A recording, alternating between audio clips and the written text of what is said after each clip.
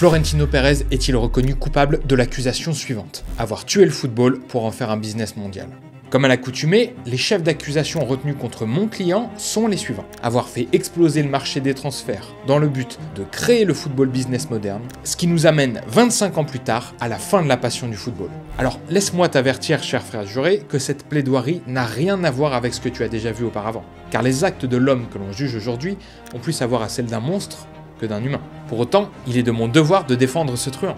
Alors, laisse-moi te présenter mon client. L'an 2000, le plus grand transfert de l'histoire du football s'apprête à avoir lieu. Rien que ça. Pendant qu'un homme, Luis Figo, trahit sa maison, sa famille, sa ville entière, notre homme, Florentino Pérez, vient, grâce à ce chantage, d'être élu à la tête du Real Madrid en souillant ouvertement son ancien président et son plus gros rival. Le prix officiel de la transaction s'élève à 60 millions d'euros. Le prix officiel de la trahison, lui, est de quelques millions d'euros détournés, un contrat diabolique, un piège parfait. Ce que personne n'a jamais osé vous dire, c'est que peut-être que sans ce transfert, le football tel qu'on l'aime n'existerait déjà plus. En cet an 2000, le football mondial tournait autour de deux grands pôles, le FC Barcelone et le Real Madrid. Plus qu'une simple rivalité sportive, c'était un véritable choc de civilisation. D'un côté, Barcelone, le porte-étendard de l'identité catalane, du sentiment d'indépendance, d'une certaine vision du football, où chaque joueur, au-delà d'être un footballeur, devient un symbole. Et parmi ces symboles, Luis Figo brillait peut-être plus fort que les autres.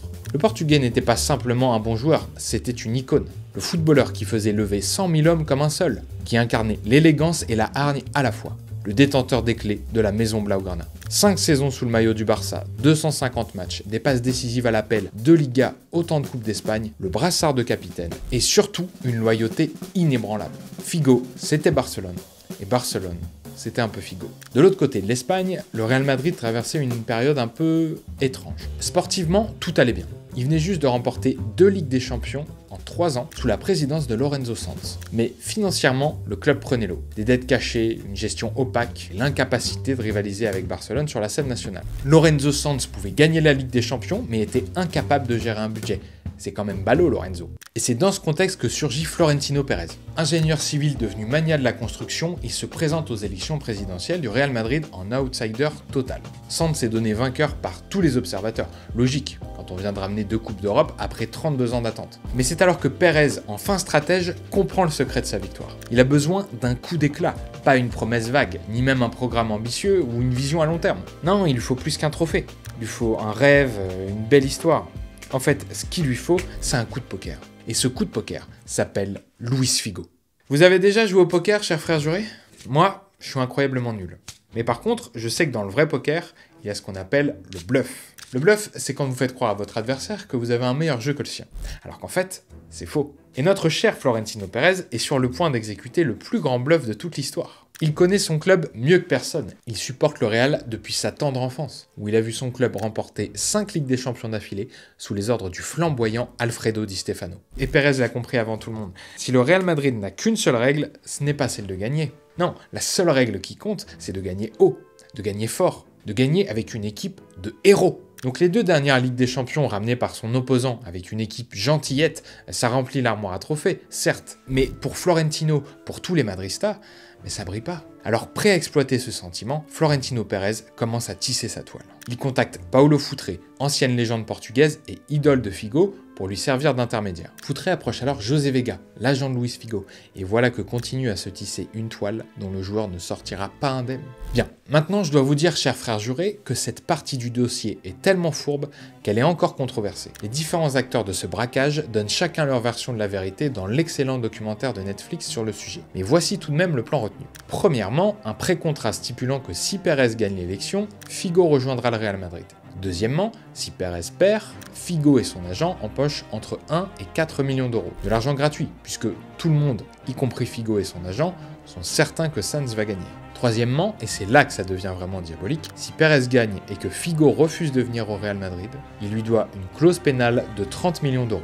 Vous avez très bien entendu, si Luis Figo refuse de venir au Real Madrid suite à l'élection de Florentino Pérez, il lui doit alors 30 millions d'euros. C'est l'équivalent d'un transfert record de l'époque. Des années de salaire au FC Barcelone, c'est bien plus que ce qu'il a gagné, même que ce qu'il a sur son compte. Et pour parfaire son bluff, Pérez annonce publiquement que si yo soy presidente del Real Madrid, Luis Figo será jugador del Real Madrid. Y fíjese si tengo seguridad en lo que digo, que si yo soy presidente y esto no se produjera, yo les pagaría a todos los socios las cuotas de socios de la próxima temporada.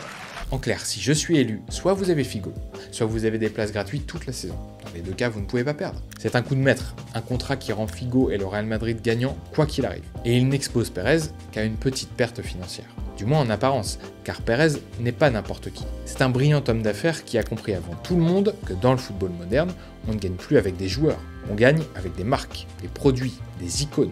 Et Figo, c'est tout ça à la fois. Alors le 16 juillet 2000, l'impensable se produit. Florentino Pérez est élu président du Real Madrid. Le bluff a marché et Figo est piégé. Il a alors deux options. Soit rejoindre le club qu'il a passé des années à détester et à combattre, ou alors sortir de sa poche 30 millions d'euros. Pas facile. Entonces, realmente yo no sé si ha habido algún contrato firmado, porque nunca lo he visto. C'est ce que Figo maintient encore aujourd'hui. Mais son agent, lui, affirme que le joueur était au courant et avait donné son accord verbal.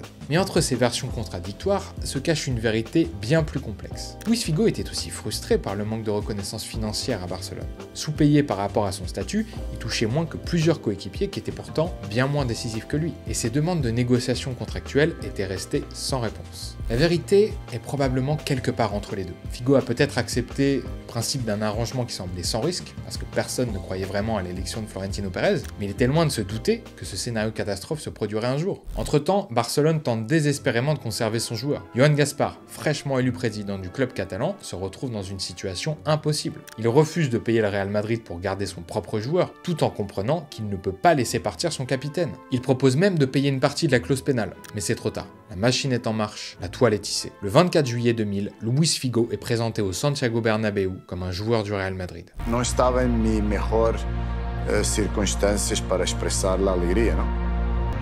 Estaba, pero no estaba.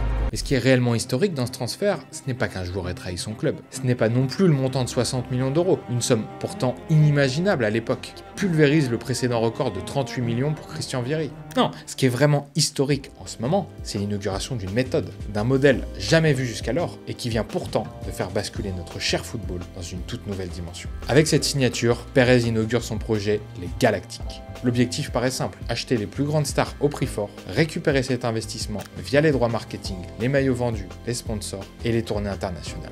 Alors le transfert de Figo déclenche une déflagration sans précédent dans le monde du football. Mais pour comprendre pleinement l'ampleur de cette secousse, examinons ensemble ses conséquences immédiates. D'abord, la haine. Une haine viscérale, brute, sans précédent. Quand Figo retourne au Camp Nou le 21 octobre 2000 avec le maillot du Real, l'accueil est, disons, chaleureux. 100 000 personnes qui se levaient pour lui le huent maintenant simultanément. Des banderoles Judas, traître, mercenaire, des billets à son effigie jetés sur le terrain. Ensuite, l'effet domino sur le marché des transferts. Pérez a payé 60 millions pour Figo. L'année suivante, il dépense 77 millions pour Zidane, puis 45 millions pour Ronaldo en 2002 et 35 millions pour Beckham en 2003. En 3 ans, Florentino Pérez dépense plus de 200 millions d'euros sur 4 joueurs. Une somme qui ferait rire aujourd'hui, mais qui était absolument démentielle pour l'époque. C'est bien simple, il vient juste de s'offrir 3 des 5 derniers ballons d'or. Mais la vraie révolution de ce modèle, c'est malgré des résultats sportifs très mitigés et un investissement colossal, il rapporte tout de même plus que ce qu'il ne coûte. Les résultats économiques sont immédiats. Les revenus du club triplent en 4 ans, le merchandising explose, les tournées internationales génèrent des millions, la marque Real Madrid devient mondiale. Et surtout, le modèle sportif change. Avant, les clubs construisaient des collectifs. Maintenant, on assemble des collections de stars. Le concept d'équilibre d'équipe s'efface petit à petit derrière le star system. Vicente Del Bosque, l'entraîneur de l'époque des Galactiques, expliquera que son plus grand défi était de gérer 25 égos plutôt que des questions tactiques. Bienvenue dans le football de Florentino Pérez. Le deal orchestré par Pérez a inauguré une nouvelle façon de penser dans le football. C'est là, dans ce bureau madrilène en juillet 2000, qu'est née l'idée que tout joueur, peu importe sa loyauté, son histoire ou son statut d'icône, est avant tout un actif financier.